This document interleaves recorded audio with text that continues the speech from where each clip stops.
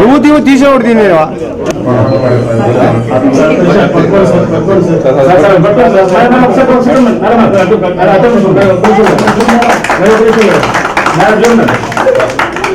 నెల్లూరులో 53వ డివిజన్లో ఒక ట్యాంకరు ఒక ఇంటి మీదకి పోవటం, ఆ మౌలాలి అనే ఒక పేద కుటుంబం, చిన్న కుటుంబం, ఒక చిన్న ఇల్లు, ఆ ఇల్లు మొత్తం ధ్వంసమై నేల చదురైపోయింది.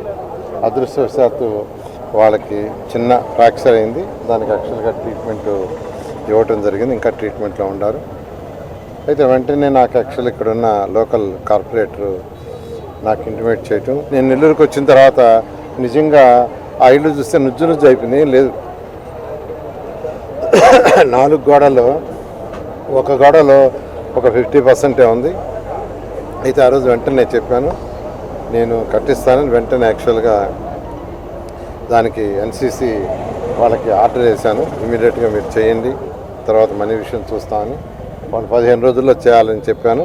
దాన్ని వెంటనే టేకప్ చేసి దాన్ని కట్టారు. నిజంగా ఈరోజు హౌస్ చూస్తే నాకు కూడా ఎంతో ముచ్చటగా చక్కగా కట్టారు. వాళ్ళ ఆనందానికి హద్దులు లేవు.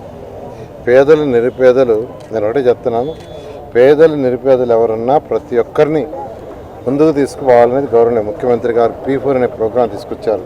కాబట్టి ఖచ్చితంగా ఇటువంటి వారిని నేనే కాదు, ప్రతి ఒక్కరు ఈ సమాజంలో ఎవరైతే ఆల్రెడీ డెవలప్ అయ్యారో వాళ్ళందరూ కూడా చేతినివ్వాలని కోరుకుంటున్నాను.